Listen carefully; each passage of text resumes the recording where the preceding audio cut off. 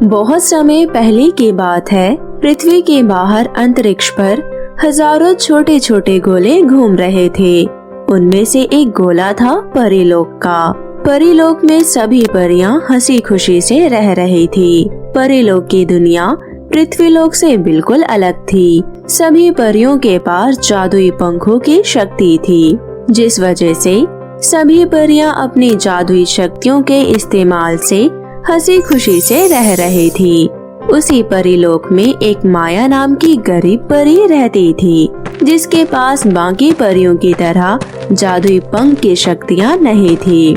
यही वजह थी कि बाकी परियां माया परी का मजाक उड़ाया करती थी। माया परी दिखने में सांवले रंग की थी और उसके चेहरे पर कुछ दाग धब्बे भी थे, जिस कारण माया परी को कोई परा पसंद नहीं करता था। माया परी अपनी टूटी फूटी झोपड़ी में अकेले ही रहा करती थी। माया परी को छोटे छोटे बच्चे बहुत पसंद थे। जब कभी भी उसके आंगन में पड़ोसी परियों के बच्चे आया करते थे, वो उनसे प्यार किया करती थी। परंतु मोहल्ले की औरतें माया के काले रंग और उसके माना बनने की वजह से मनहूस और बच्चा चोर कहकर पुकारते थे। माया एक बहुत ही शांत और समझदार परी थी। वो पलटकर उन लोगों का कोई जवाब नहीं देती थी। परंतु कहीं न कहीं माया को भी इस बात का दुख था कि वो बाकी परियों की तरह माँ क्यों नहीं बन पा रही है। एक दिन माया परी परीलोक की जादूगरनी के पास जाती है। परीलोक की जादूगरनी को मेरा प्रणाम। सदा खुश रहो। मैं बहुत परेशान हूँ जादूगरनी जी, कृपया मेरी मदद कीजिए। परीलोक की सभी परियों के पास जादुई पंख है और सभी परियों के अपने अपने बच्चे भी हैं। मेरा भी मन करता है कि मैं किसी बच्चे का पालन पोषण करूं और उसे एक अच्छी जिंदगी दूं। मैं तुम्हारे विचार से बहुत प्रसन्न हूँ। तुम इस परीलोक से बिल्कुल अलग हो। यहाँ परीलोक की परियां तुम्हें बहुत परेशान करती है और तुम्हारा मजाक बनाती है। मेरे पास तुम्हारे लिए एक आइडिया है।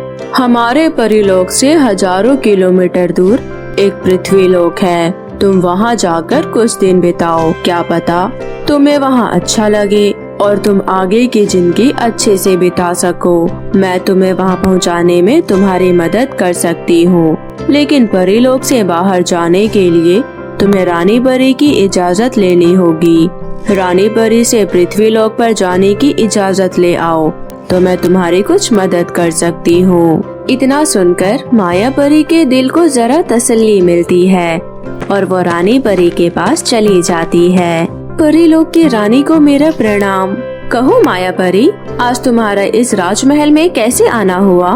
परी माँ, मैं कुछ दिनों के लिए इस परीलोक से बाहर पृथ्वीलोक पर जाकर रहना चाहती हूँ। कृपया मुझे परीलोक से बाहर जाने की इजाजत दे दे। तुम बेफिक्र होकर परीलोक से बाहर जा सकती हो, किंतु तुम्हें याद है ना, परीलोक से बाहर जाते ही तुम्हारी सभी परी शक्तियाँ खत्म हो जाएगी। पृथ्वी पर तुम्हें एक साधारण इंसान की तरह जिंदगी जीनी पड़ेगी। जी परी माँ, मैं एक आम इंसान की तरह रहने के लिए तैयार हूँ। ठीक है, तुम जा सकती हो और जब भी तुम्हारा परीलोक वापस आने का मन हो 3 बार आबरा कडाबरा बोलना।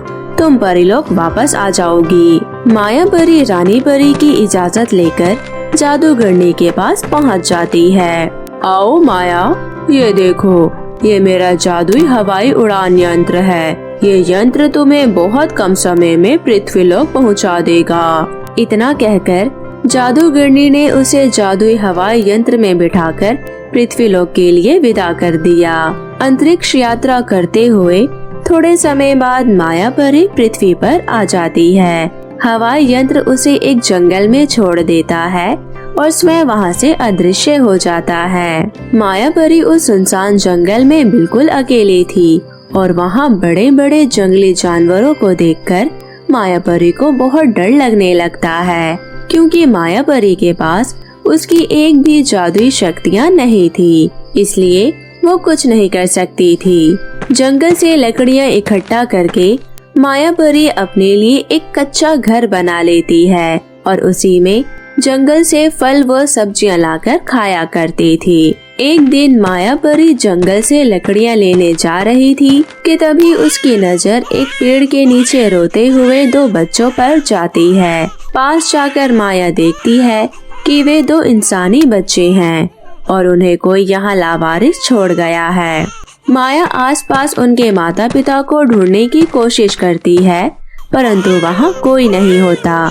दोनों रोते हुए बच्चे को देखकर माया के मन की ममता जाग जाती है और वे उन्हें गोद ले लेती है। माया अब अपने साथ साथ दोनों बच्चों का भी ध्यान रखने लगती है।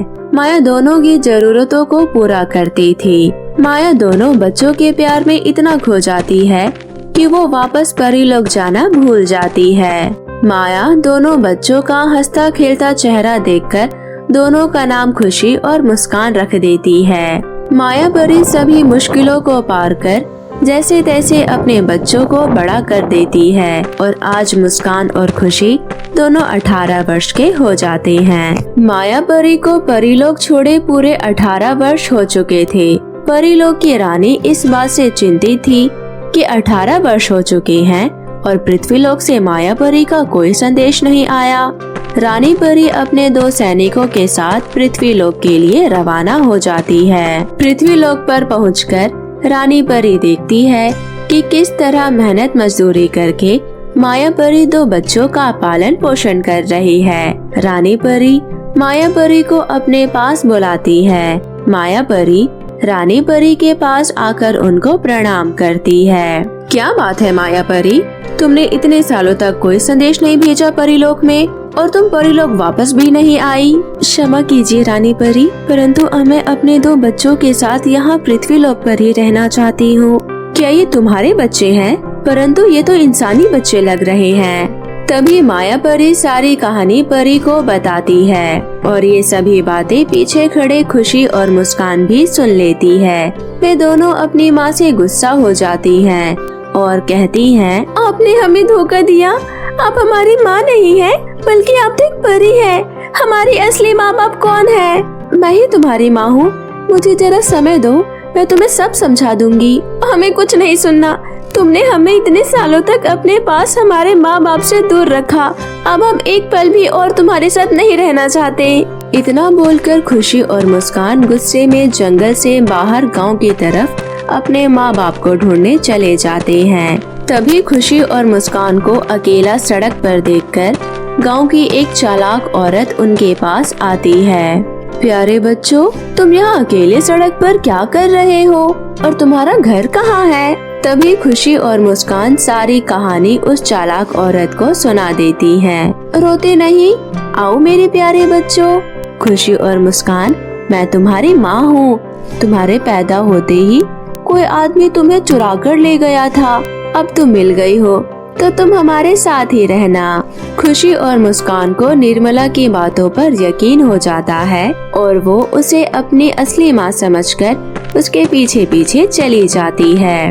अरे ज्योति, ये खुशी और मुस्कान है और अब से ये हमारे साथ ही रहेगी। खुशी और मुस्कान निर्मला का इतना बड़ा घर देखकर बहुत खुश हो जाते हैं। उन्हें अपने असली माँ मिल जाने की बहुत खुशी होती है। निर्मला शुरुआती दिनों में तो खुशी और मुस्कान का अच्छे से ध्यान रखती है, परंतु कुछ दिनों बाद ही वो खुशी और मुस्कान से घर के काम लेने लगती है। निर्मला सुबह उठते ही खुशी और मुस्कान को काम पर लगा देती है और पूरा दिन घर का काम करवाती है और अंत में बचा हुआ रूखा सूखा खाना खाने को देती है।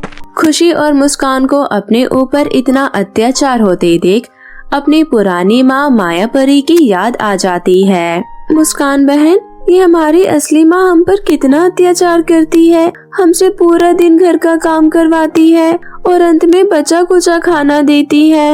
हाँ बहन, तुम सही कह रही हो। मुझे याद है माया माँ हमें बिना भोजन कराए खुद खाना तक नहीं खाती थी और ये निर्मला माँ तो हमें पूरा दिन भूखा रखती है और हमारे ऊपर हाथ भी उठाती है।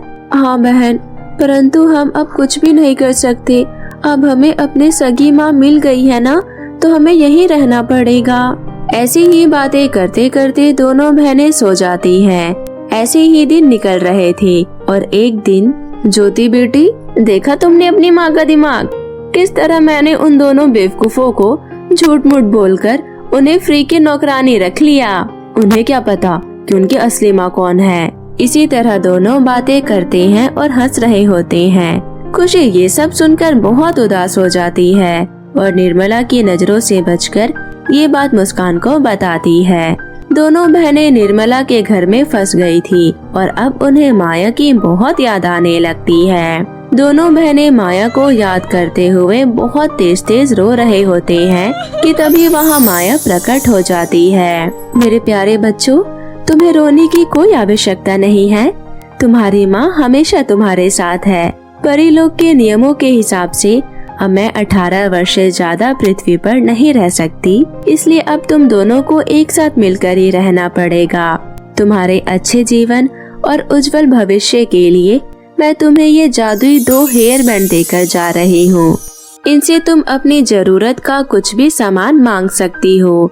इन हेयर बैंड की मदद से तुम खाने का अच्छा सामान भी मांग सकती हो। सबसे पहले तुम इस बेईमान और लालची निर्मला का घर छोड़ दो। नहीं माँ, हमें कोई जादुई हेयर बैंड नहीं चाहिए, हमें केवल तुम चाहिए।